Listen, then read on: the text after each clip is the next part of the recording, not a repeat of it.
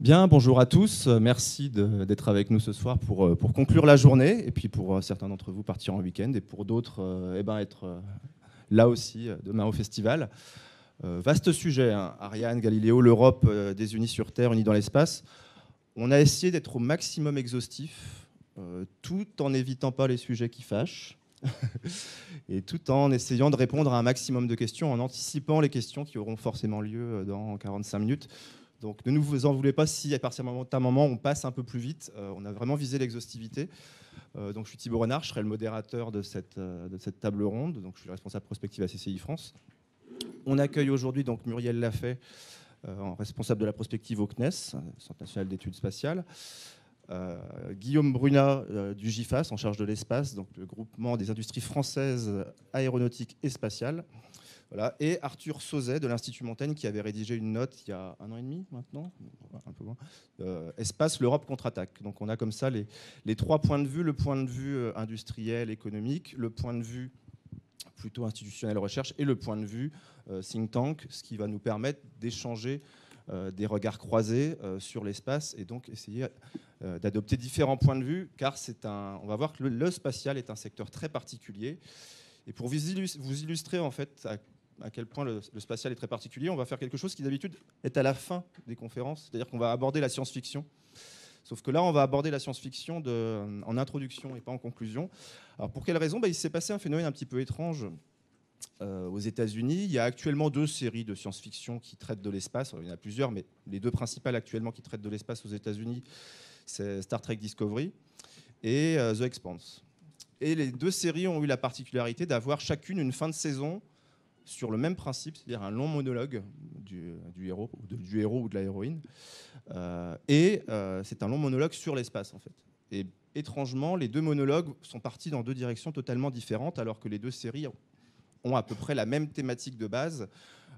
Donc je vais vous montrer un court extrait. Alors si vous ne voulez pas vous faire spoiler, j'ai fait exprès de mettre les versions anglaises, comme ça vous vous bouchez les oreilles, vous n'entendrez pas. Si vous ne voulez pas savoir qui est mort ou qui n'est pas mort, vous fermez les yeux. Voilà, si vous ne voulez pas être spoilé, bouchez-vous les oreilles. Mais vous verrez, ça ne vous apprendra rien sur la fin de la série, mais plutôt, parce que ça va durer 40 secondes à peu près. Donc je vous montre une première fin, qui est la fin donc, de Star Trek Discovery. Alors là, vous avez donc la version très Star Trek, hein, qui est qu'en gros, l'espace, c'est quelque chose qui nous rend meilleurs, en fait, qui réunit l'humanité et qui permet à l'humanité d'avancer par ce qu'elle a de meilleur. Et ce n'est pas du tout quelque chose qui va la diviser et faire ressortir justement toute cette turpitude. Et là, on va voir la fin, le final, en fait, donc, de la série The Expanse. Donc la conclusion était diamétralement opposée. Là, c'est une conclusion très pessimiste, en gros, qui dit que l'espace ne sera jamais que l'endroit où on va transférer nos propres turpitudes. Et donc, l'espace va devenir un nouveau terrain d'affrontement, une nouvelle ruée vers l'or, un nouveau Far West. Et finalement, on ne fera que projeter nos problématiques géopolitiques dans un nouvel environnement qui sera l'espace. Mais fondamentalement, cet environnement-là ne nous changera pas. Et donc, finalement, quand on s'intéresse à l'espace, les 2 séries fonctionnent sur cette opposition. Mais on verra aussi que tout le long en fait, de la présentation, il va y avoir ce basculement permanent entre, finalement, l'espace, c'est quelque chose qui nous est très familier parce qu'on va y reproduire des aspects géopolitiques que vous avez traités au festival. Et inversement, l'espace, c'est quelque chose de très particulier où c'est pas pareil qu'ailleurs. Et donc, vous allez voir, on va balancer régulièrement pendant toute la conférence. La première partie de la conférence va constituer à vous expliquer c'est quoi, en gros, la géopolitique de l'espace, voire même l'astropolitique, parce qu'il y en a qui disent astropolitique, ce qui est assez logique, finalement, puisqu'on n'est pas sur Terre. Quelles sont les forces en présence, comment ça s'articule entre le public, le privé, le civil, le commercial, le militaire, etc.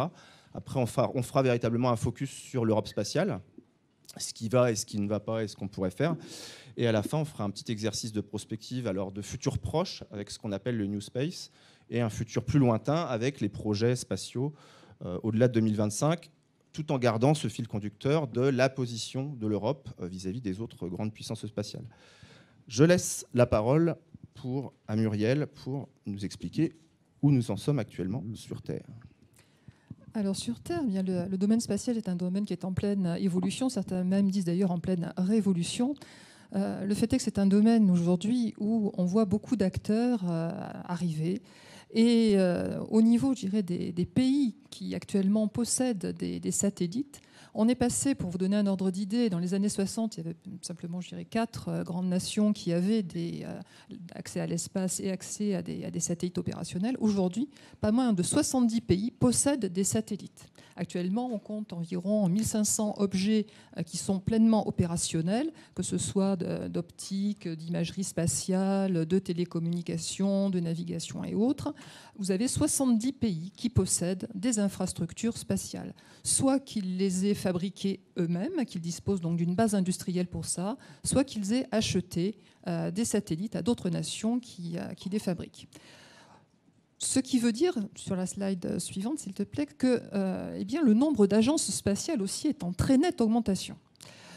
Ces dernières années, on assiste effectivement à un véritable printemps des agences spatiales. On est parti avec, dans les années 60, les États-Unis, l'URSS à l'époque, la France et les Britanniques. Aujourd'hui, nous avons pas moins de 40 agences spatiales qui existent. Parmi les plus récentes, citons l'Afrique du Sud, l'Australie, le Luxembourg, et peut-être bientôt le Portugal, la Malaisie et encore bien d'autres nations réfléchissent actuellement à se doter d'une agence spatiale. Pourquoi ? On pourrait également aussi citer les Britanniques, UKSC. Pourquoi est-ce que les pays souhaitent se doter de ces moyens-là ? Quand on pense spatial, bien souvent on pense lanceur, on pense satellite, mais assez peu souvent on pense aussi en termes de services. Or pourtant, une journée sans satellite aujourd'hui, c'est tout simplement impossible. Nos smartphones utilisent du GPS ou du Galileo. Tout un tas d'images satellites aujourd'hui sont utilisées dans des bouquets de données pour produire et vous donner différents services. Vous ne le savez peut-être pas, mais les bases de temps des satellites GPS et Galileo sont utilisées pour la synchronisation des transactions bancaires, mais pas seulement, la synchronisation aussi des réseaux d'énergie, d'eau. Et puis, on parle aussi, mais à quoi sert l'exploration spatiale ? À quoi sert la Station spatiale internationale ? Eh bien, sachez que ça a aussi des applications très concrètes dans nos vies de tous les jours, que ce soit pour notre santé, ou pour des matériaux, ou pour la gestion des déchets, ou pour des dispositifs de qualité de l'eau ou de qualité de l'air. Donc, on est là sur un domaine qui est connu et reconnu désormais pour permettre non seulement l'accès à des technologies de pointe, pour développer de l'emploi qualifié, mais aussi pour générer des revenus. Et c'est vraiment cette question de revenus qui est désormais maintenant centrale dans les questionnements des agences spatiales, comme nous allons le voir plus tard, à tel point que les nouvelles agences spatiales, que ce soit donc les Britanniques avec UKSA ou le Luxembourg, pour ne citer qu'eux, ont décidé, pas forcément d'aller développer des lanceurs, mais en tout cas de développer des services. Et c'est par cette notion de service qu'ils vont créer des écosystèmes spatiaux nouveaux et remonter dans la chaîne de valeur. Donc je pense qu'on peut parler maintenant un petit peu plus sur des grands chiffres. Merci Muriel. Donc pour compléter ce que Muriel vient de dire, effectivement, on va commencer avec quelques chiffres. Pour vous donner un ordre de grandeur, le spatial en 2018, en termes de revenu global, on est à 350 milliards environ. Dans ce chiffre-là, vous pouvez considérer 80 milliards comme étant du chiffre institutionnel, donc c'est-à-dire budget agence civile, mais également militaire. Et sur ce 80 milliards, la moitié est occupée par les États-Unis. Donc on est à peu près, vous verrez un peu plus tard, à peu près 20 milliards pour NASA, un peu plus pour les Department of Defense. Ensuite, on a également toute la partie opération, donc là où on tourne plutôt autour d'une centaine de milliards, mais on a également la partie donc service que nous, dans notre milieu, on appelle le segment aval du spatial. Donc c'est toute la partie où on a les acteurs qui vont utiliser des données du spatial. Donc par exemple, TomTom va les utiliser pour faire de la navigation en voiture, ou alors des produits transformés, des cartes transformées pour faire donc de l'analyse, par exemple du trafic maritime, ce genre de choses. Donc là, c'est tout ce qu'on appelle le segment aval. Et c'est très compliqué parce que ça représente environ 210 milliards de chiffre d'affaires sur les 350. Donc c'est énorme.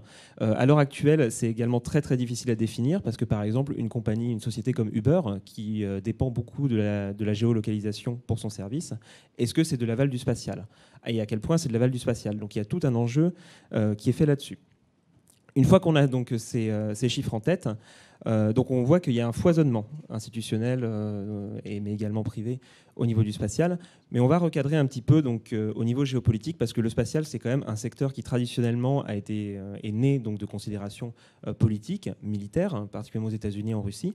Donc on va revenir un petit peu sur les principaux acteurs, et vous allez voir que géopolitiquement, c'est assez intéressant, puisque chaque programme spatial est assez unique en son genre, et retranscrit les intentions ou en tout cas les capacités de chaque pays. Donc là, on peut voir sur cette carte-là, donc vous avez une représentation. Donc globalement, quand on parle de puissance spatiale, on a en tête les États-Unis et la Russie, bien sûr, l'Union européenne, la Chine, l'Inde, le Japon, et également quelques autres donc, qui sont considérés comme plus mineurs, comme par exemple l'Iran, le Brésil ou encore la Corée du Sud.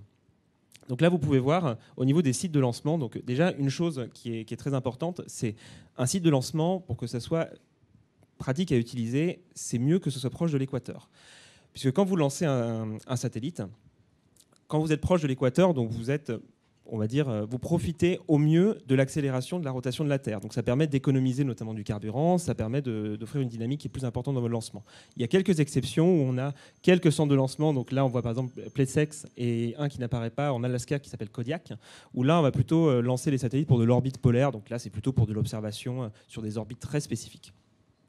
Mais donc il y a déjà cet aspect-là, et donc le nombre de lancements. Donc principalement, en termes de lancement, donc là c'est une carte qui date de 2018, mais on a remarqué deux tendances principales. Donc historiquement, la Russie a toujours été une puissance qui a énormément lancé, puisqu'elle a aussi un profil de satellite qui est un peu plus expandable que d'autres.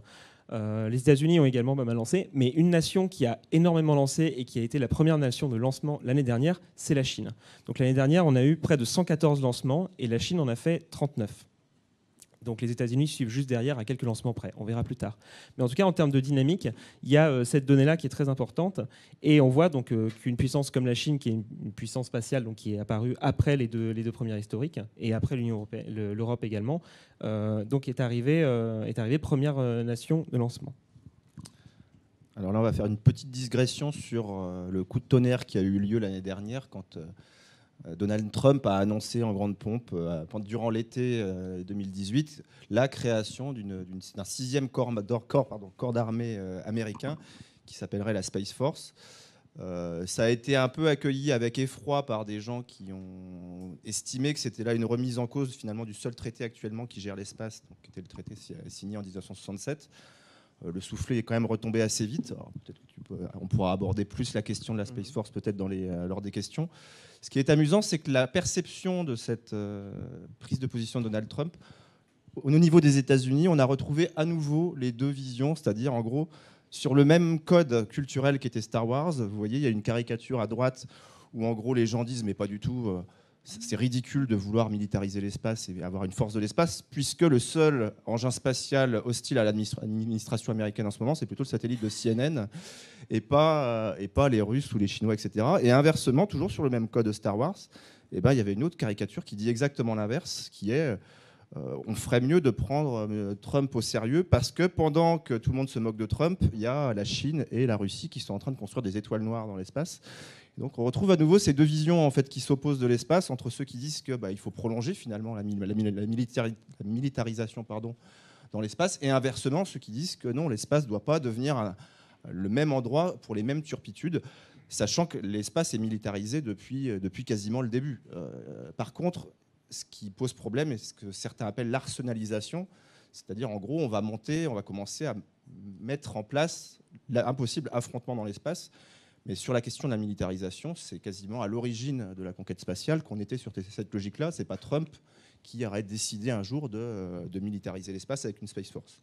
Pour compléter un peu sur la Space Force, donc, pour donner quelques éléments, en gros, c'était quelque chose qui était assez attendu puisque ça a été annoncé, mais ça devait avoir on va dire, une concrétisation.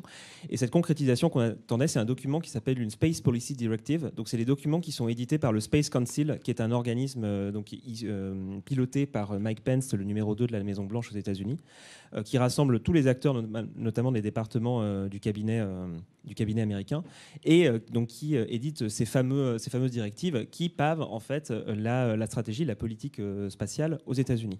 Et donc cette fameuse directive, donc c'est la numéro 4, elle est sortie elle a été signée par Trump le 19 février dernier. Et il y a beaucoup de choses intéressantes. Donc, le but d'une Space Force aussi, si vous n'êtes pas familier avec le terme, le but c'était de développer une nouvelle branche de l'armée des États-Unis. Donc, au même titre que l'armée terrestre, l'US Air Force et la Marine. C'était vraiment d'avoir une Space Force indépendante.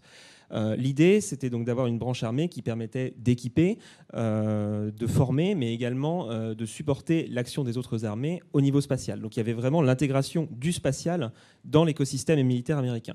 Bon, ce qui s'est passé, on pourra y revenir pendant les questions bien sûr, parce qu'on pourra en parler très longuement. Ce qui s'est passé, c'est qu'il y a eu une forte position institutionnelle de l'US Air Force, qui à l'heure actuelle est la branche américaine de l'armée américaine qui s'occupe des programmes spatiaux aux États-Unis.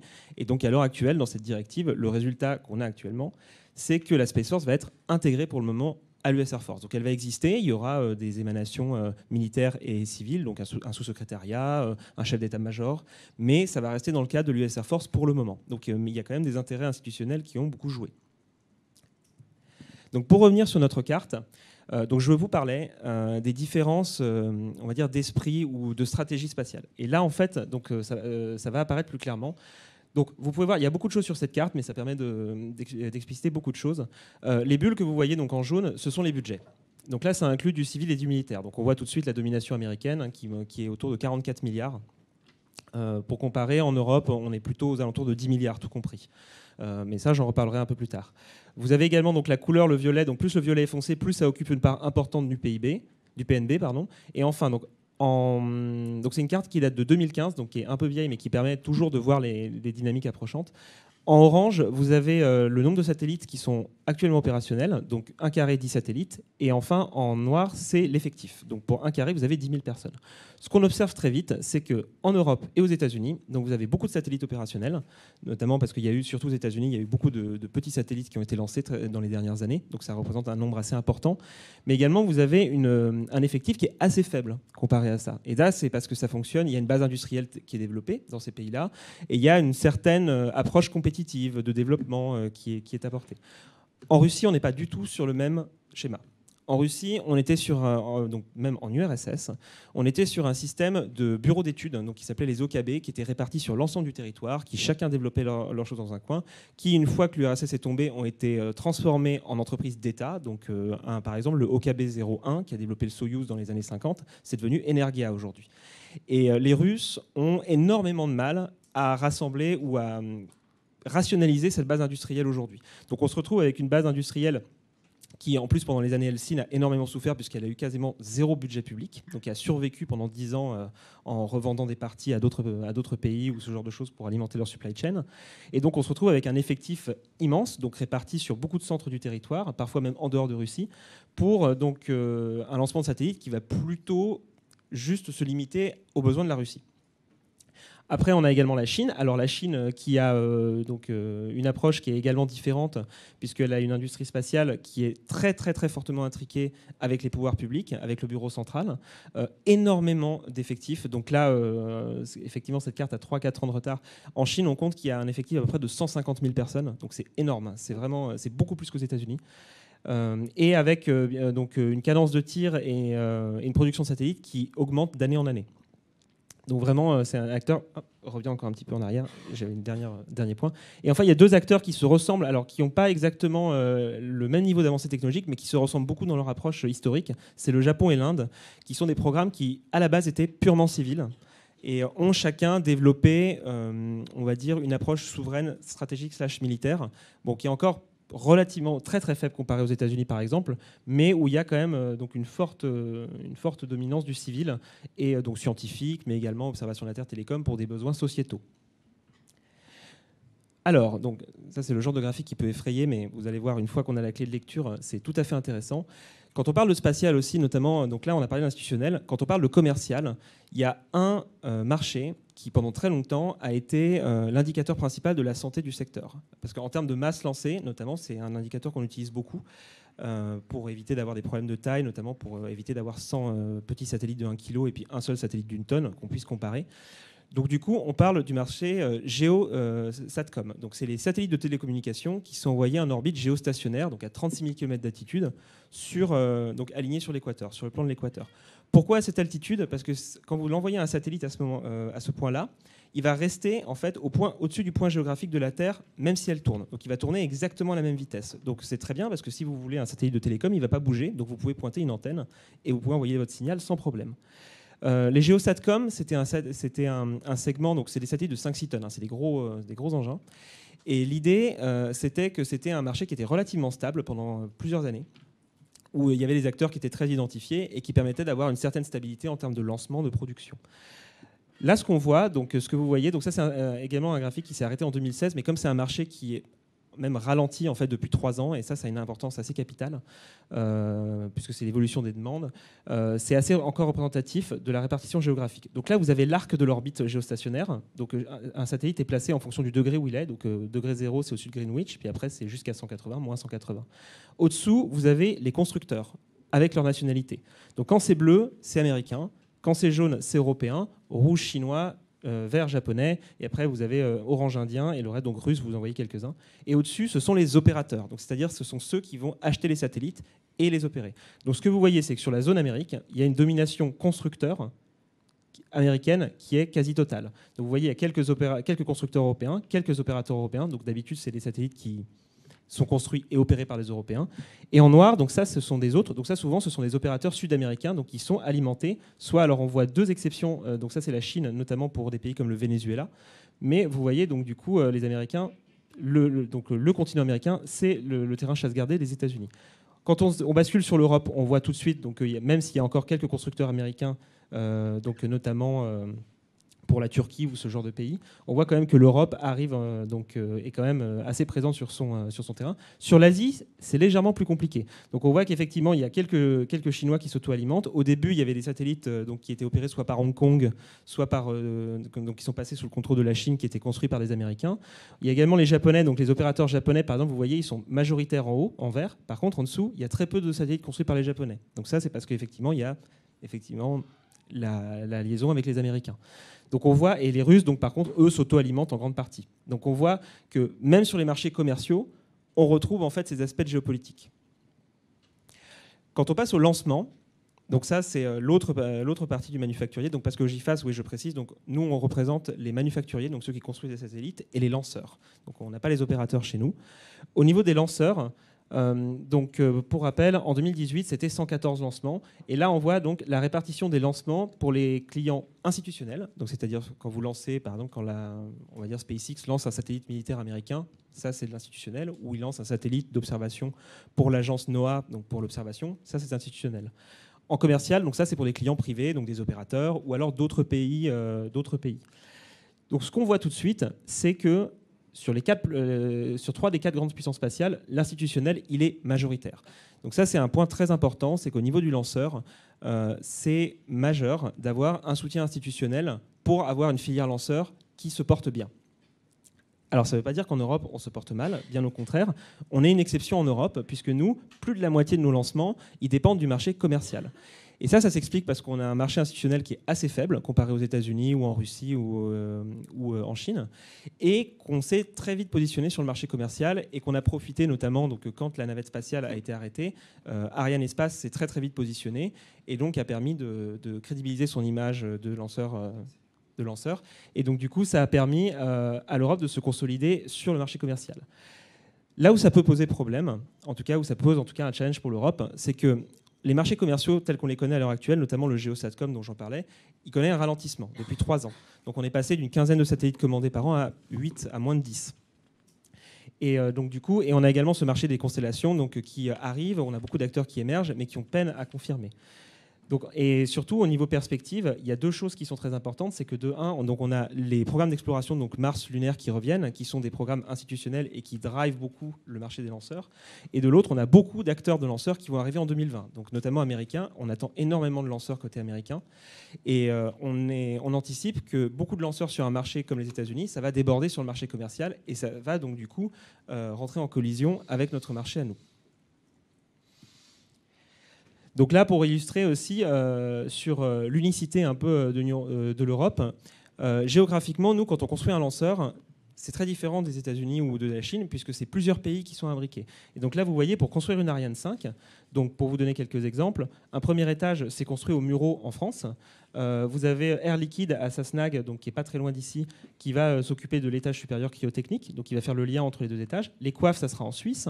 Et donc tout ce petit monde, toutes les pièces sont acheminées par bateau, donc il y a un grand point de rendez-vous qui est au Havre. Tout est amené en Guyane et tout est assemblé en Guyane. Donc il y a tout aussi un esprit logistique européen fragmenté.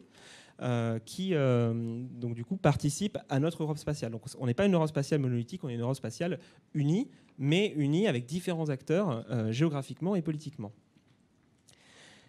Et donc tout ça, donc pour replacer un peu l'Europe dans ce contexte-là, donc là vous voyez les différents budgets civils. Donc, parce que si on ajoute le budget militaire américain, on passe à 44 milliards. Donc là c'est juste le budget NASA plus quelques agences en plus. Mais vous voyez un petit peu. Donc là on a isolé la France, mais normalement l'Europe ça tourne autour de 10 milliards. Et donc vous voyez que donc, parmi les puissances spatiales, on a les États-Unis, la Chine donc, qui augmente en plus, l'Europe qui est positionnée, donc, mais qui est une fragmentation d'énormément de budgets, c'est l'Union européenne, c'est les contributions à l'Agence spatiale européenne, donc on en parlera juste un tout petit peu plus tard, les programmes nationaux, donc c'est énormément de sources budgétaires différentes. Et après donc, vous avez le Japon, la Russie qui connaît donc, une inflexion de son budget depuis quelques années, là, puisqu'il y a la difficulté à renouveler un petit peu son ambition, et l'Inde donc, également qui arrive. Aussi, pour vous donner quelques chiffres, la France, au niveau spatial, c'est 4,6 milliards de chiffre d'affaires, c'est 16 000 emplois. Pour vous donner une idée sur l'Europe, on est plutôt proche du 9 milliards de chiffre d'affaires et 40 000 emplois. Donc ça s'explique aussi parce qu'en France, on a les plus grands acteurs européens intégrateurs, donc Ariane Group, Thales Alenia Space, Airbus Defence and Space, qui sont en France et du coup sont à la fin de la chaîne d'assemblage. Donc ça dégage, il y a un effet intégrateur dans le chiffre d'affaires qui est important. Alors maintenant, on va se focaliser plus spécialement sur l'Union européenne et notamment son principal acteur qu'est l'ESA. Je vais laisser Arthur peut-être nous expliquer un peu comment ça fonctionne parce que donc c'est fragmenté. C'est un lieu, comme tout budget qui se négocie, c'est aussi un lieu de bisbille. Donc on va faire le point sur comment ça se structure l'ESA au niveau budgétaire, quels sont les succès actuellement de l'Europe spatiale. Et ensuite, quels sont peut-être ce qu'elle n'a pas vu venir et les défis qu'elle a à relever si elle veut contre-attaquer. Arthur, je te laisse. Bonsoir à toutes et à tous. Alors, c'est vrai que c'est un succès improbable, en fait, l'Europe spatiale, en réalité, pour deux raisons. La première raison, et ça c'est vraiment un fil rouge qui doit nous amener à réfléchir pour la suite, c'est qu'on a fait beaucoup avec très peu. Vous voyez, 5 milliards... Guillaume a évoqué des chiffres de budget aux États-Unis et même en Chine aujourd'hui qui sont bien supérieurs. Et ben malgré tout, avec ces petits budgets, on a réussi à faire beaucoup de choses dans le domaine de la science, dans le domaine des lanceurs, dans le domaine des satellites. J'y reviendrai peut-être un petit peu plus en détail. La difficulté qu'on a, et je voulais revenir juste, on a vu The Expanse. Alors moi, j'ai été complètement spoilé, je suis désolé, hein, mais c'est pas grave. Mais on a vu The Expanse, et pour l'anecdote, The Expanse, c'est une série qui, je crois, avait 3 saisons, et elle devait s'arrêter sur Netflix, donc Netflix GAFA. Et puis Jeff Bezos, fondateur d'Amazon, a dit, et qui adore l'espace et qui a une compagnie spatiale, je crois que Muriel y reviendra tout à l'heure, a dit « je vais financer les prochaines saisons et ça passera sur Amazon Prime ». Le fil conducteur de tout ça, c'est qu'il y a du GAFA derrière, c'est-à-dire les entreprises du numérique. Et c'est bien la première raison peut-être pour laquelle aujourd'hui le spatial bouge autant, c'est que la big data déverse sur le spatial, et ça entraîne beaucoup de révolutions dans les satellites. Et vous voyez où je veux en venir, c'est que l'Europe, puisqu'on se focalise sur l'Europe, est-ce que l'Europe a du GAFA, c'est-à-dire des grandes entreprises du numérique? Elle n'en a pas. Est-ce que la Chine a des grandes entreprises du numérique qui ressemblent à Google, Amazon, Facebook? Elle en a.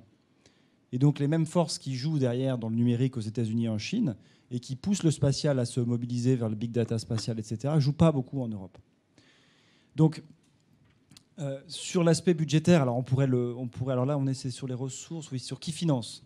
Bon, sur qui finance, il y a un fait qui vous saute aux yeux, qui est évident, c'est que la France et l'Allemagne, c'est quasiment la moitié du budget de l'ESA. Donc si vous voulez faire quelque chose dans le spatial en Europe, il faut que la France et l'Allemagne se mettent d'accord. Et on y reviendra, c'est quelque chose de difficile. Je pense peut-être... Alors, les succès économiques et civils incontestables. Bon, on les a déjà évoqués, hein, mais il y a Ariane, évidemment, qui a réussi à dominer le marché des lancements dits commerciaux, donc hors gouvernementaux, pendant très longtemps et qui reste un acteur majeur. Ça, c'est quand même un peu un hasard qui est dû à des facteurs qui ont été rappelés, mais en tout cas, c'est un très très beau succès. Il faut évidemment que ça continue, on y reviendra. On peut penser à une industrie très forte qui a été développée en Europe. Ça aussi, c'est un très bon succès.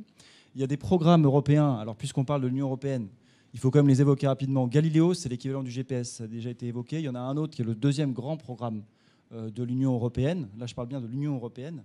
Ça s'appelle Copernicus. Et c'est une série de satellites qui prennent la Terre en photo sous toutes ses coutures et sur différents modes, radar, visible, etc. Avec le but de pouvoir faire beaucoup de choses. Pouvoir faire de la sécurité pour quand il y a des séismes, pouvoir observer rapidement ce qui s'est passé, pouvoir vérifier quel est le taux de croissance des plantes chaque année, l'anticiper, etc. Mais dont le but ultime est d'arriver à créer une économie de la big data spatiale en Europe avec toutes ces données qu'on déverse. Et ça, c'est un challenge qui, pour l'instant, n'est pas facile à relever pour l'Europe. Autre succès, on peut quand même le dire, la science. Ça, c'est incontestable. Et là encore, avec cette logique de, je ne vais pas dire des bouts de ficelle, parce que 5,8 milliards, ce n'est pas les bouts de ficelle, mais en tout cas avec des budgets limités, des très très belles missions. Je pense que vous vous souvenez de certaines de ces missions. On peut penser à la mission sur Rosetta, donc la comète, où l'Europe a réussi à poser, alors de manière un peu compliquée, mais un petit atterrisseur. On peut penser, évidemment, on a tous en tête Thomas Pesquet aussi, qui fait une très belle mission avec ses collègues de l'Agence spatiale européenne. Donc il y a quand même des gros succès avec des budgets finalement, somme toute, assez limités. Alors, s'agissant de la défensive, pour les raisons que j'ai déjà évoquées, des budgets finalement assez faibles par rapport à nos principaux concurrents. Des problèmes de gouvernance compliqués. Alors j'y reviens en 2 mots. L'ESA, c'est de l'intergouvernemental, c'est donc pas l'Union européenne. C'est un traité international qui est à part. C'est une organisation à part, elle est à Paris, elle a son budget propre, des fonctionnaires propres, etc. Il y a à côté de ça l'Union européenne. L'Union européenne, vous la connaissez, elle a ses programmes propres financés par son argent, Galileo, Copernicus. On les a mentionnés. Puis après, il y a les agences nationales. Donc c'est un vrai millefeuille qui fait que l'Europe, dès que vous voulez faire le moindre projet dans le spatial, c'est immédiatement des mois, des années de négociations. Et c'est très, très difficile de faire bouger le paquebot. La dernière actualité en cours, pour que vous la connaissiez, c'est ce qu'on appelle le règlement espace, qui vise un peu à essayer de rationaliser toute cette gouvernance, créer éventuellement une nouvelle agence de l'Union européenne cette fois, qui s'occuperait des programmes de l'Union européenne. Tout ça est très compliqué, n'avance pas beaucoup. Et on est un petit peu inquiet sur le fait de savoir si on trouvera une solution avant qu'il y ait les élections européennes, puis un nouveau Parlement, etc. Toujours sur la défensive, et parce que c'est le plus visible peut-être dans la presse, c'est ce que vous voyez le plus, c'est la question des lanceurs. On se pose des questions sur est-ce qu'on va réussir à maintenir Ariane, alors demain ce sera bien sûr Ariane 6, après Ariane 5, au niveau de succès qu'a connu Ariane 5 d'un point de vue commercial, parce qu'on a besoin, faute de satellites militaires, institutionnels, on n'a pas assez en Europe, il faut qu'on ait un succès sur le marché commercial, sinon on ne boucle pas l'équation économique de la fusée Ariane. Et donc, comme ça a été rappelé par Guillaume, vous avez Elon Musk, Jeff Bezos, les Chinois et bien d'autres qui arrivent derrière avec plein de lanceurs. Est-ce qu'on est capable d'être compétitif? C'est une vraie question qui est posée pour l'Europe. Autre challenge, une des révolutions en cours, c'est ce qu'on appelle les petits satellites, les small sat, nanosat. Donc, c'est des satellites de la taille d'une boîte à chaussures, d'une machine à laver, qui du coup sont beaucoup, beaucoup moins chers, qui permettent de faire des choses nouvelles. Vous avez des ONG aujourd'hui qui veulent s'acheter les satellites pour surveiller la Terre, vérifier que les entreprises ne polluent pas de manière secrète, etc. Donc sur ces petits satellites-là, l'Europe, en termes de satellites lancés, est très très loin derrière les Américains et même les Chinois. On n'a pour l'instant pas su prendre ce virage d'un point de vue industriel, même s'il y a des initiatives qui sont prises en ce sens, mais d'un point de vue lancement, on n'y est pas encore. Et puis enfin, il nous manque quelques-uns des grands, puisqu'on parle de géopolitique, les grands attributs d'une nation spatiale, c'est avoir des fusées, ok, et c'est aussi historiquement pouvoir lancer des astronautes dans l'espace soi-même. Thomas Pesquet, il ne va pas dans l'espace avec une fusée européenne.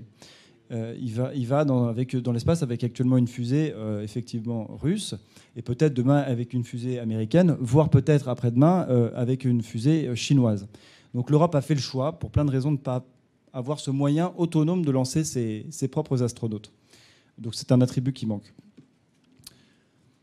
Je vais peut-être passer du coup la parole à Muriel pour nous décrire ça et dire quelques mots avant. Alors sur quelle contre-attaque? Alors je ne veux pas conclure non plus, parce que mais les axes de contre-attaque tels qu'on les voit nous à l'Institut Montaigne sur ces sujets, il y en a 3 ou 4. D'abord, c'est vraiment se poser la question de ce que l'Europe veut être dans le spatial. Est-ce qu'on veut être en Ligue 1? Est-ce qu'on veut être au niveau des Américains, des Chinois, peut-être demain des Indiens, qui ont aussi un programme assez dynamique, avec être une grande nation spatiale qui peut envoyer ses astronautes dans l'espace, qui garde une industrie dynamique, qui profite de la big data spatiale à plein, etc. Ou est-ce qu'on veut finalement un programme peut-être un peu plus en retrait? Ça, c'est la première question, c'est qu'est-ce qu'on veut comme stratégie? Ce qui pose ensuite la deuxième question, c'est une fois qu'on a la stratégie, quels sont les budgets? Est-ce que c'est bien d'avoir des objectifs et de faire des annonces, mais il faut avoir de l'argent? Aujourd'hui, les budgets sont petits. La France, elle fait son boulot, entre guillemets, d'un point de vue budgétaire. Est-ce qu'elle est capable de convaincre ses partenaires, notamment allemands et d'autres, d'augmenter leur budget? Ça, c'est un des challenges, notamment pour la France. Troisième sujet, on l'a déjà évoqué, gouvernance et méthode. Je pense que le millefeuille, c'est très bon, mais ça ne marche pas très bien pour prendre des décisions et être très réactif. Donc, probablement des réformes à faire. Et puis enfin, réfléchir à la question du rêve et de la technologie. On a parlé de Thomas Pesquet et d'autres. On sait qu'aujourd'hui, ceux qui font le plus rêver, je mets les pieds dans le plat, c'est quand même aujourd'hui Elon Musk aux États-Unis avec ses technologies de fusées réutilisables. Est-ce que l'Europe doit réinventer une part de rêve dans le spatial?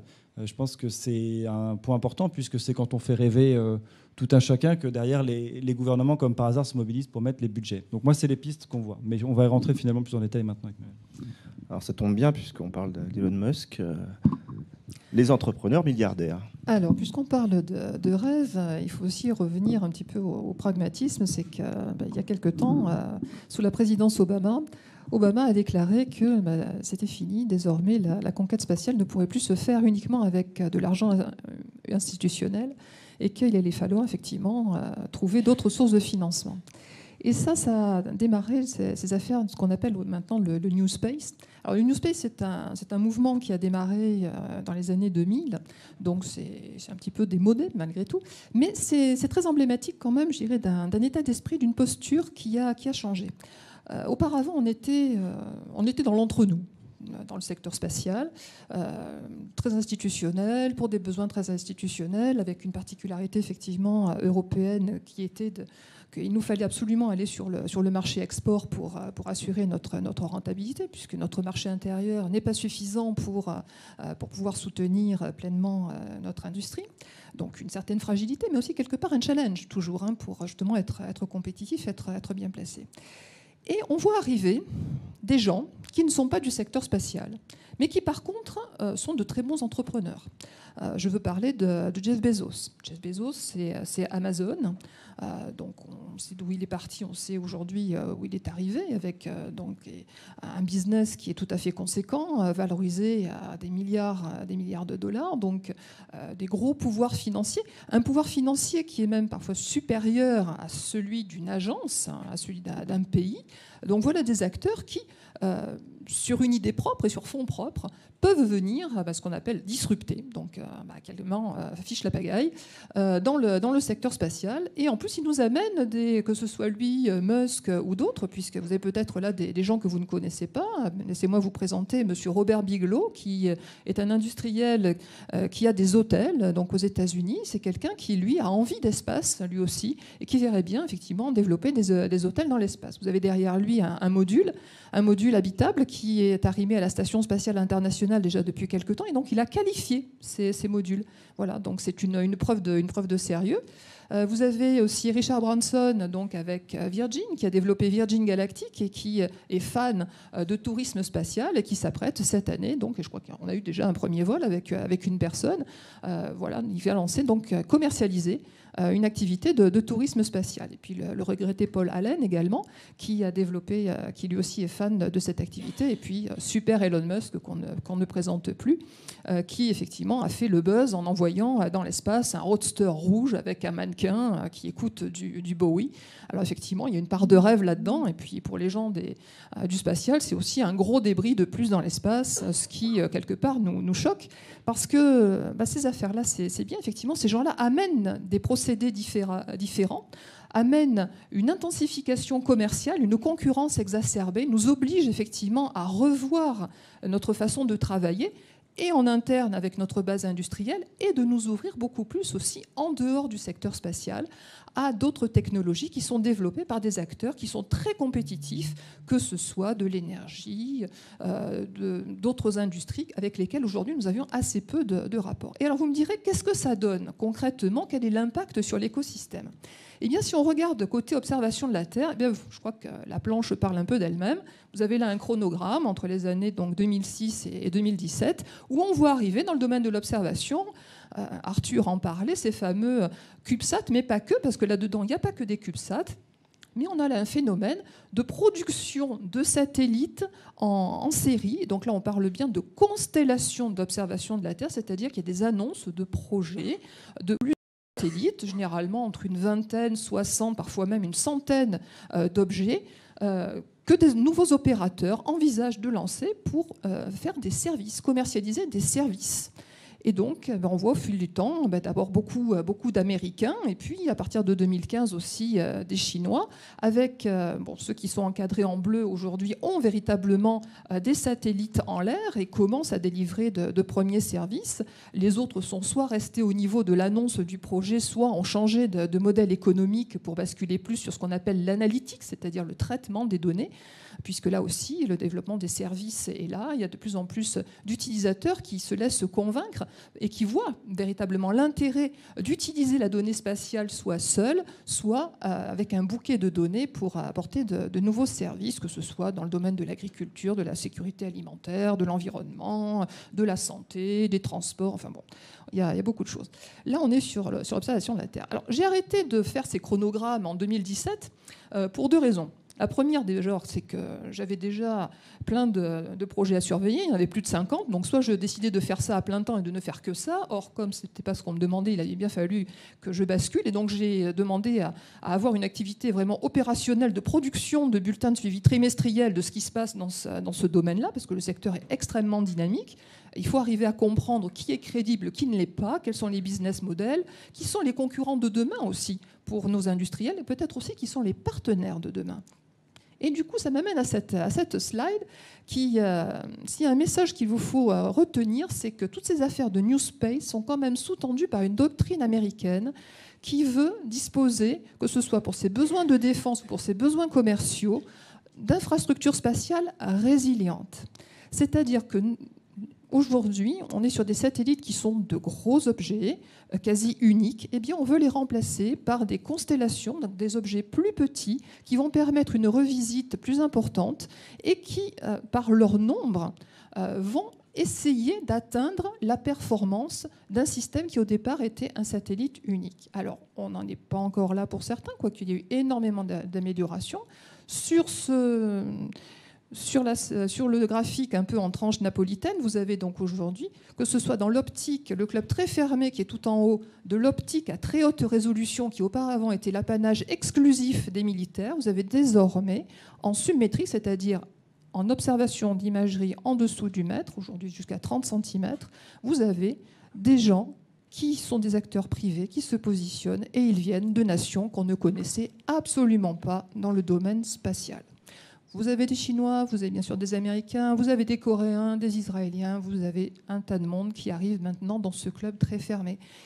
Et vous voyez qu'en dessous, que ce soit pour d'autres activités plutôt d'observation radar ou même d'écoute ou même de suivi maritime, eh bien vous avez tout un tas d'acteurs de pays qui auparavant n'avaient pas d'infrastructure spatiale. Donc on est sur une véritable démocratisation de l'espace et aussi une balkanisation du marché, avec le risque pour nous, comme on vous l'a dit, aujourd'hui la France doit aller sur l'export, beaucoup de notre chiffre d'affaires est fait à l'export, eh bien on a là effectivement une concurrence exacerbée à laquelle il nous faut faire face et qui remet en cause non seulement les modèles économiques de nos acteurs, mais aussi le fonctionnement d'une agence comme le CNES, qui a dû revoir ses processus et accélérer pour faire face à cette accélération aussi de mise sur le marché d'acteurs et au soutien qu'il nous faut apporter aux nouveaux acteurs de notre écosystème, mais aussi à nos acteurs historiques qui aussi ont profité de cette opportunité donc, du New Space, de la miniaturisation, de l'industrie 4.0 pour aller vers donc, la colonne de gauche qui est le Fast Space,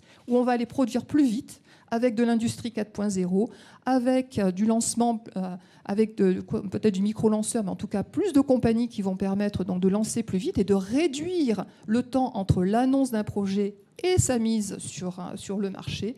Et puis après, tout ce qui est effectivement traitement massif de données, intelligence artificielle et autres, qui va ouvrir à une foultitude de nouveaux services. Donc là-dedans, eh bien, Ça, je dirais, c'est ce qui est devant nous. Et il nous faut effectivement réfléchir déjà au coup d'après. Parce que si on ne veut pas perdre pied, eh bien, il faut penser au coup après.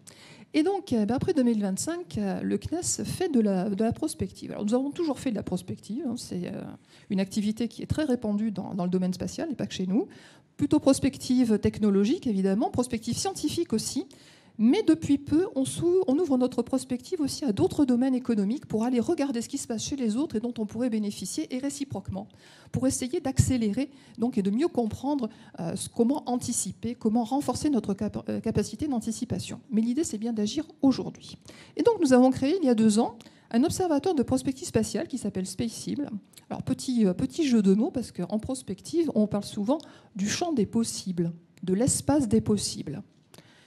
Et là, il est question évidemment de regarder les futurs possibles de l'espace. Donc je vous laisse apprécier le jeu de mots de Spaceable. Tout ça pour vous dire que depuis 2017, nous sommes partis avec 36 organismes. Aujourd'hui, nous sommes 60 organismes, dont un tiers vient du spatial, 2 tiers sont en dehors de cette sphère spatiale. Et nous avons décidé de travailler ensemble autour de 4 grands axes, qui sont le besoin d'espace de nos sociétés futures. Donc là, on est clairement de l'espace pour la Terre.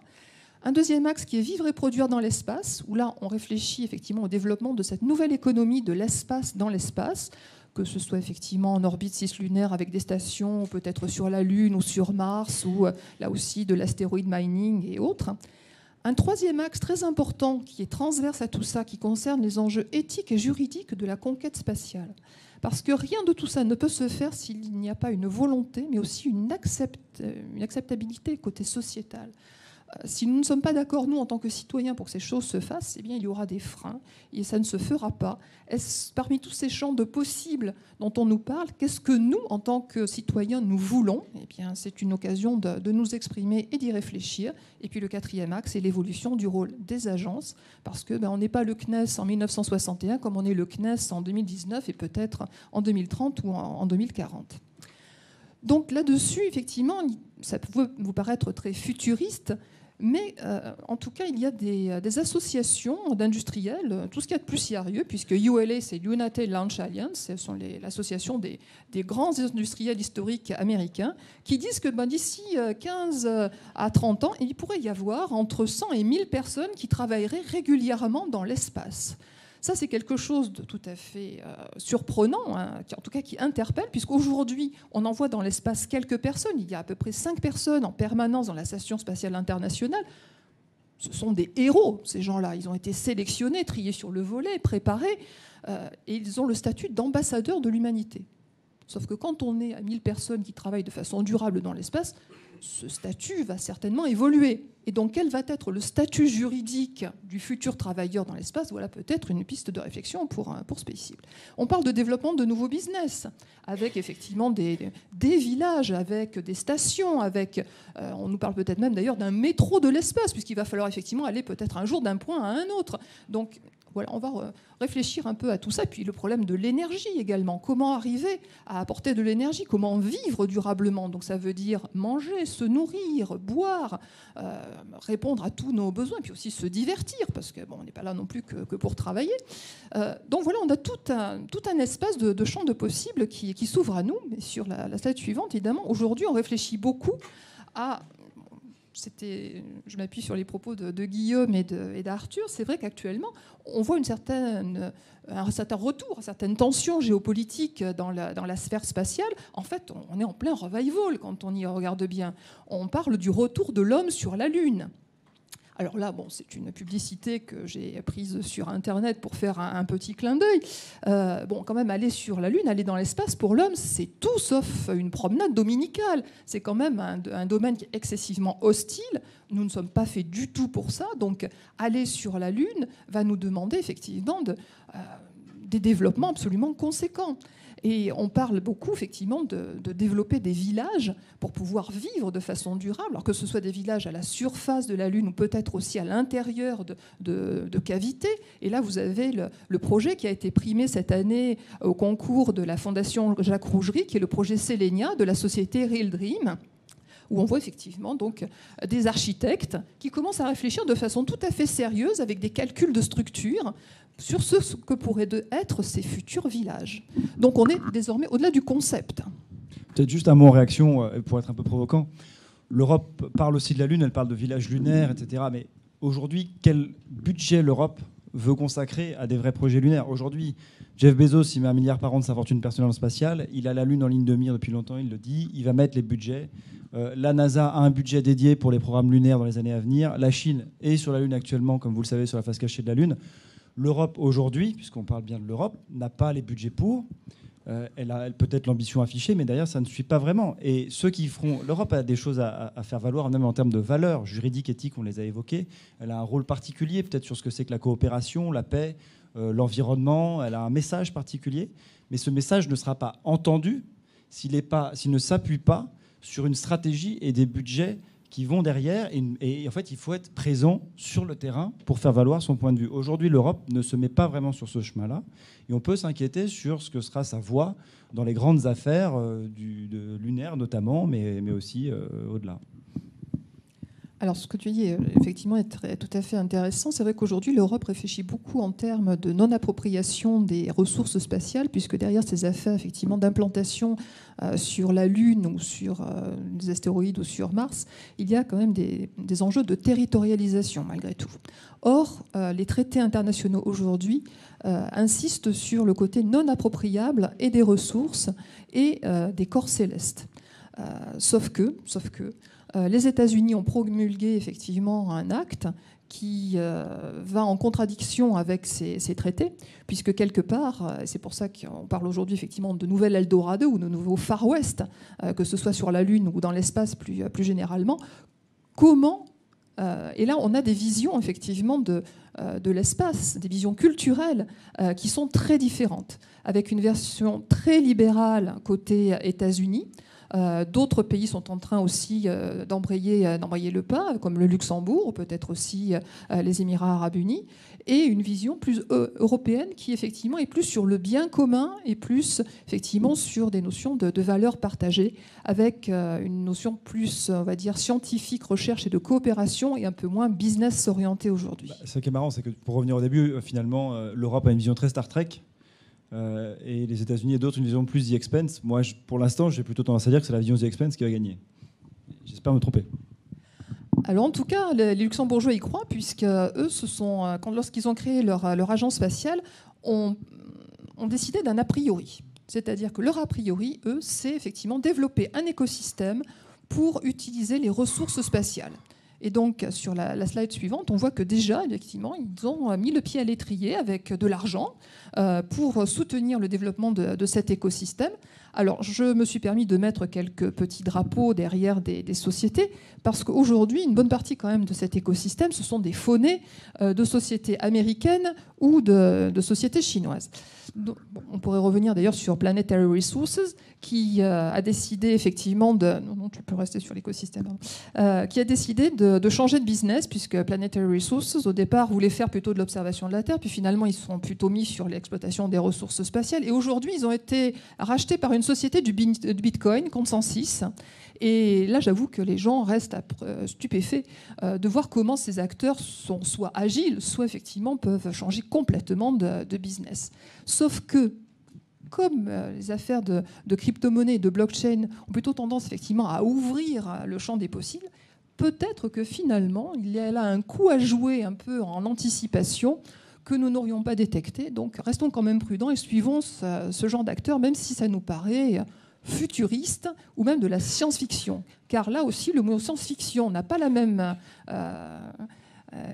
portée côté Europe, où souvent on dit que c'est un peu du grand n'importe quoi, que côté américain, où la science-fiction, c'est vraiment de la science qui sous-tend des raisonnements. Alors pour la petite histoire, il y a une troisième série en fait qui va arriver que Netflix a annoncé, qui s'appelle Space Force Et le canevas, c'est que, en fait, va être confié, enfin que la fameuse Space Force aux États-Unis va être confiée à une bande de branquignoles. Et c'est l'histoire de ces branquignoles qui va être racontée dans cette série que Netflix a annoncée à grand tambour. Donc c'est peut-être un scénario supplémentaire. L'espace se retrouve entre les mains de gens pas sérieux. Enfin, je ne pense pas que ça se finira comme ça. Mais voilà, c'est assez amusant de voir toujours les États-Unis qui sont toujours dans l'anticipation des scénarios. Alors on a été vraiment à la vitesse de la lumière pour traiter vraiment un panorama assez large. Et on va laisser un peu de temps donc aux questions. Pour aller plus loin en termes de ressources, malgré tout, si vous aimez lire, je vous conseille donc, on est à Grenoble, l'école de management, ça tombe bien, il y a les notes faites par Jean-François Fiorina, et il fait régulièrement des notes sur le spatial, donc la dernière en date, la géopolitique du spatial.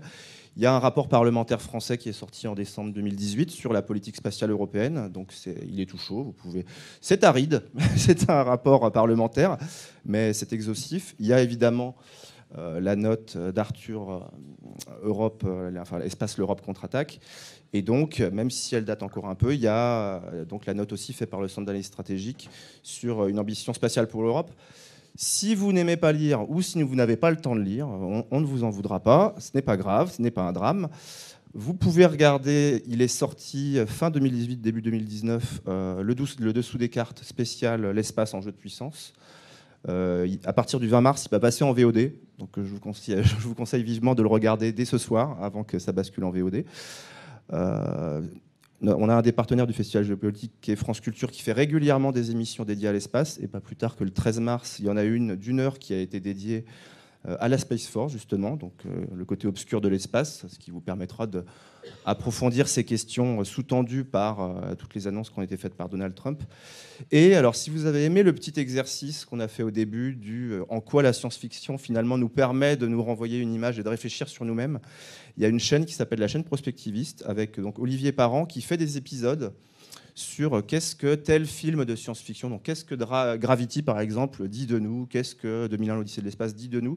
Donc, en gros, en quoi la science-fiction nous permet de réfléchir sur notre présent. Et il y a plein d'épisodes que je vous conseille de regarder. C'est vraiment une autre manière d'associer à la fois le futur au sens fiction, mais aussi le futur au sens prospective.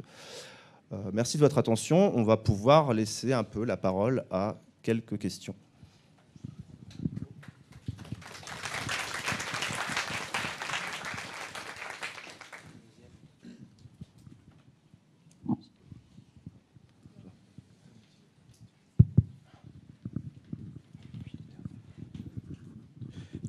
Bonsoir, j'ai plusieurs questions. Il faut savoir que l'espace est une véritable poubelle qui va sortir les poubelles et qui va les ramener sur Terre. Et comment décommissionner des satellites poubelles qui sont en fin de vie? Première question. Deuxième question, quelle est la prospective sur l'hypersonique au CNES? Ensuite, quelle est... On va s'arrêter à 3 questions. Okay. Et ensuite, quelle est la coopération russe avec la Russie pour aller éventuellement sur la Lune et voir plus loin et nous faire un peu rêver parce que tourne la pelouse sur des ordi de base, ça fait pas trop rêver. Donc, 3 questions. Alors, les débris. Les débris. Alors, oui, là, vous mettez le doigt sur un problème majeur. C'est vrai qu'aujourd'hui, il y a beaucoup déjà d'objets qui sont en l'air, qui tournent. Il y a aussi un certain nombre de débris spatiaux, malheureusement, qui orbitent eux aussi et qui créent d'ailleurs régulièrement des problèmes, puisqu'il y a déjà eu des impacts entre des objets. Et la Station spatiale internationale, qui orbite autour de 400 km, est obligée régulièrement d'ailleurs de faire des manœuvres d'évitement. Alors je vous laisse imaginer, la Station spatiale, c'est quand même quelque chose qui est très conséquent. Et arriver effectivement à faire bouger quasiment une ville dans l'espace, c'est très compliqué. Mais c'est une question de survie. Donc on le fait. Alors la France s'est dotée d'une loi sur les opérations spatiales. Dans cette loi, justement, il y a tout un tas de mesures pour limiter la prolifération des débris, que ce soit par la matière dont sont faits les lanceurs, les satellites. Et également, il y a des règles à respecter pour désorbiter les objets. Donc tous les objets qui sont, on va dire, en orbite basse sont priés d'avoir un système de propulsion pour pouvoir être brûlés dans l'atmosphère. Quant à ceux qui sont sur l'orbite géostationnaire, eh bien là aussi on essaie de les désorbiter, mais alors là dans l'espace lointain, pour libérer les orbites. Ces affaires de débris spatiaux, c'est extrêmement important parce que ça va être vraiment une condition du développement du business dans les orbites basses. On nous annonce aujourd'hui des constellations de satellites de télécommunications à coût de milliers d'objets, que ce soit d'ailleurs Elon Musk avec Starlink ou avec d'autres opérateurs. Si les orbites ne sont pas propres, si on ne sait pas gérer correctement ces constellations à milliers d'objets, eh bien, on va arriver effectivement au fait qu'on ne pourra plus faire de business du tout. Donc aujourd'hui, les juristes réfléchissent énormément à ces affaires-là pour essayer de faire en sorte effectivement de garder un espace propre et durable. Sachant qu'aujourd'hui, il y a quand même des choses, mais heureusement, dans l'espace, il y a de l'espace. Donc il y a quand même pas mal de place, même si effectivement, il y a beaucoup de débris, et que ce soit les Chinois en tirant sur leurs propres satellites pour faire des démonstrations de leur savoir-faire, que ce soit aussi parfois d'ailleurs les Français avec des étages de lanceurs qui, justement n'étant pas récupérables, continuent à orbiter, que ce soit une clé FACOM qui est durement répertoriée parce qu'elle n'était pas sanglée à l'occasion d'une sortie extravéhiculaire. Il y a un peu de tout qui traîne effectivement aujourd'hui dans l'espace. Donc d'aucuns parlent d'une poubelle. Bon, on n'en est pas encore à quelque chose qui est absolument épouvantable, mais on a quand même de gros objets dont on a du mal à se défaire. On parle du satellite Envisat, qui est quand même à la taille d'un autobus. Aujourd'hui, effectivement, voilà un bon candidat pour se faire la main et arriver à gérer des débris, surtout si on veut faire un jour soit de l'assembling in space, soit du repairing in space, en tout cas arriver à gérer véritablement cette masse d'objets et à lui donner soit une seconde vie, soit à la démanteler pour effectivement libérer de la place. Alors là, peut-être, sauf, c'était quoi la vitesse hypersonique? Alors, nous passons. Et donc, il y avait la coopération avec les Russes. Où est-ce qu'on en est? Alors, la coopération avec les Russes, donc très rapidement, on a une relation qui est très très forte avec les Russes, depuis très longtemps. Et que ce soit industriel ou en exploration. À l'heure actuelle, on coopère avec eux sur ExoMars. Donc on avait coopéré avec eux sur ExoMars 2016, ExoMars 2020 également. Donc nous, on fabrique le rover et l'orbiteur, mais c'est eux qui nous propulsent et c'est eux qui nous envoient. Donc on coopère sur beaucoup de projets. C'est la seule nation avec laquelle, ça c'est assez intéressant, avec laquelle au niveau industriel, on a une coopération formalisée au niveau interministériel, donc dans un cadre qui s'appelle le CEFIC. Alors ce qui est intéressant avec la Russie, c'est que comme Roscosmos, c'est à la fois l'industrie et l'agence spatiale russe, quand on va les voir de notre côté, eh bien, on y va avec le CNES. Donc JIFAS et CNES, on y va tous les deux, puisqu'il y a les deux aspects. Et dans le cas du CEFIC, il y a un GT Espace qui se réunit tous les ans. Donc on les voit au moins une fois par an, sachant qu'on les voit également au Salon du Bourget. On les voit dans d'autres occasions, dans d'autres salons. Donc on les voit plusieurs fois par an. Et on a beaucoup de thématiques qui sont peut-être un peu moins sexy qu'ExoMars, mais qui sont tout aussi importantes, comme par exemple les standards. Donc on a un système de standards en Europe pour le spatial. Ils ont le leur en Russie. Sur la présence de filiales françaises ou de travailleurs russes, donc les échanges, les accès aux sites, les échanges de personnel, la coopération aussi sur les constellations, parce que les Russes ont une vraie expertise dans les constellations. Donc il y a beaucoup de sujets industriels sur lesquels on coopère. On n'a pas une relation aussi développée avec d'autres pays qu'avec eux. Et effectivement, en exploration, c'est des partenaires historiques. Ceci étant dit, quand même, la Russie, ils ne sont pas dans une situation très facile en ce moment. Ils ont l'adjectif qu'on utilise souvent, c'est qu'ils ont un secteur spatial un peu congelé, pour le dire de manière un peu humoristique, puisqu'ils ont du mal donc, à rénover leur base industrielle, ils ont du mal à sortir de l'idée du complexe militaro-industriel, énormément de mal à faire sortir des acteurs privés, à faire du New Space. Ils ont une feuille de route qui est extrêmement éclatée, où en gros, en 2030, ils vont aller sur la Lune, sur Mars, ils vont tout faire. On ne sait pas avec quel budget, mais ils vont tout faire quand même. Et ils ont également des difficultés d'ordre de gouvernance, puisque là, en mai, l'intégralité du board de Roscosmos a été limogée et remplacée pour des raisons de corruption financière. Donc, officieusement, il y a un nettoyage politique qui a été fait, clairement, mais il y a des difficultés vraiment de mise en place et de concrétisation des actions de ce secteur-là. Donc, il y a quand même cette chose à garder en tête. Juste un complément sur la Russie. La Russie et la France, c'est aussi une très longue tradition de coopération sur le vol habité. avec des échanges très réguliers. Là, on a effectivement un travail sur la physiologie, sur la préparation, sur le lancement aussi, hein, puisque ce sont les Russes effectivement qui souvent nous lancent, hein, avec des Soyouz. Nous avons aussi des coopérations avec les Américains, mais aujourd'hui quand même une très très longue tradition sur le vol habité avec les Russes.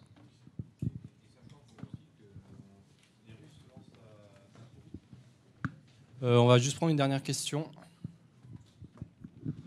Merci.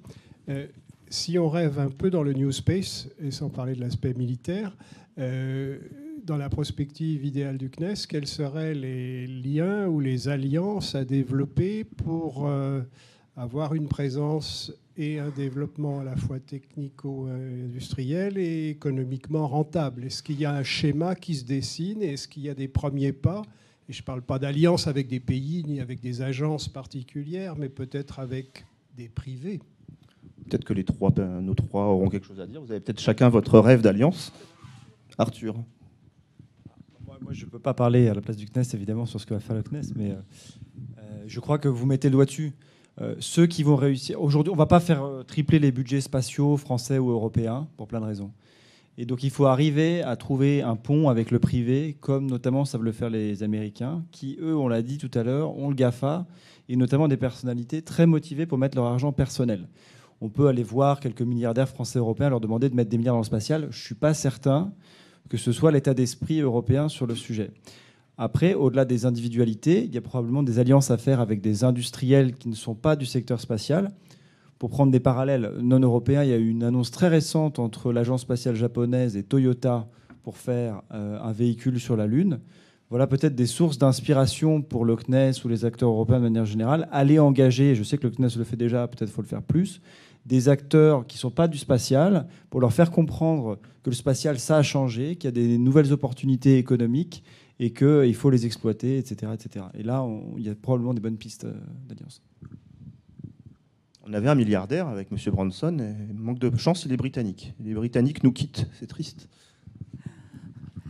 En tout cas, effectivement, c'est bien pour ça qu'on a créé Spaceable, typiquement. Puisqu'il faut effectivement réfléchir très en amont, au-delà de ce qui est déjà devant nous, de ce qui est déjà après, et ce qui est organisé d'un point de vue budgétaire et sur les roadmaps. Donc l'idée, effectivement, au travers de Spaceable, c'est bien de faire se rencontrer ces deux communautés qui, finalement, avaient assez peu de liens entre elles, et de montrer tout l'intérêt du spatial et aussi tout l'intérêt de ce qui se passe dans ces secteurs économiques. Aujourd'hui, sur ces aspects de ressources minières, pour prendre cet exemple, on est là sur des développements certainement à très long terme. Mais en tout cas, il y a régulièrement dans des forums des gens du mining terrestre, de très gros acteurs qui viennent déjà pour se renseigner, pour voir effectivement s'il n'y aurait pas des synergies à trouver en termes de développement technologique qui soient mutuellement bénéfiques et pour nous et pour eux. Parce qu'aujourd'hui, le secteur minier est un peu, je dirais, en panne. Ils cherchent effectivement des différenciateurs technologiques pour trouver quelque chose de plus par rapport à leurs concurrents. Et en plus, c'est un secteur qui, aujourd'hui, a quand même, on va dire, une mauvaise image de marque en termes de gestion environnementale, d'impact sur l'environnement, de pollution et autres. Et donc, quelque part, bénéficier un petit peu de cette aura du domaine spatial, de montrer que eux aussi sont des acteurs de notre grand futur, c'est quelque chose qui les intéresse également. Donc, ils sont là. Pour le moment, ils n'ont pas encore mis d'argent, soyons clairs. Pour le moment, sur ces aspects de ressources de mining, il y a encore 0 client. Néanmoins, ils sont tous là, ils réfléchissent avec nous et ils n'hésitent pas d'ailleurs à parler avec nous très ouvertement de développement et aussi de leurs idées, de ce que ça pourrait devenir et des difficultés, de leur retour d'expérience concret, de ce que ça veut dire que d'installer une plateforme pétrolière, une plateforme de mining, de développer toute finalement la logistique aussi qui va autour de ça. Et donc nous avons des échanges effectivement qui sont tout à fait fructueux.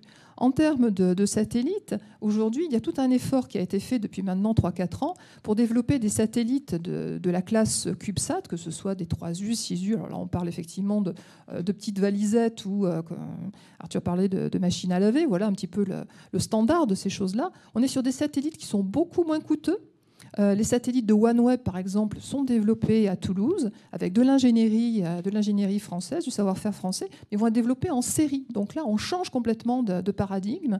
On passe de la haute couture au prêt-à-porter, un prêt-à-porter de luxe malgré tout, mais qu'on va faire en série. Et donc là, on est sur des coûts qui sont divisés largement par 10.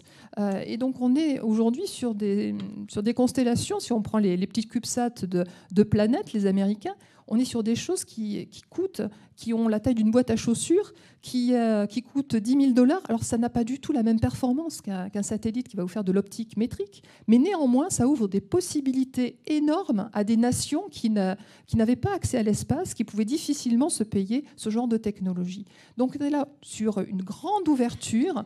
Les Français désormais sont partie prenante. Il faut savoir que dans ces affaires de New Space, les Français fournissent déjà des sous-systèmes à tous ces New Spacers. Ça, on ne le dit pas assez. Mais en tout cas, les Français sont plutôt bien placés sur des équipements. Nous avons aussi nos grands primes, que ce soit Airbus ou Thales Alenia Space, qui sont des fournisseurs de ces nouvelles constellations. Donc la France n'est pas si mal placée que ça. L'Europe n'est pas si mal placée que ça. Il y avait dans le diaporama j'ai oublié son prénom. De Thibault, une slide sur ICEYE. ICEYE, c'est un acteur finlandais qui développe des satellites qui embarquent des imageurs radars d'une génération qui est absolument bluffante. Voilà, je veux dire, on est dans le coup, on est dans la course. Il ne faut pas avoir peur de le dire. Peut-être qu'on n'a pas communiqué assez par rapport à ça, mais il y a de gros efforts qui sont faits. On est dans le coup. Et en tout cas, le business historique est toujours là. On est toujours sur un business qui est très drivé par l'institutionnel, mais il y a tout un pan de nouvelle économie qui se développe grâce à ces nouveaux acteurs. Et l'Europe est partie prenante. Une cartographie qu'on a faite récemment dans le domaine des NASAT le montre. On est très bien placé. On a effectivement beaucoup d'acteurs en Europe qui se sont développés. Ce sera le mot de la fin. On ne fait peut-être pas rêver, mais on est dans le coup. Voilà. Merci.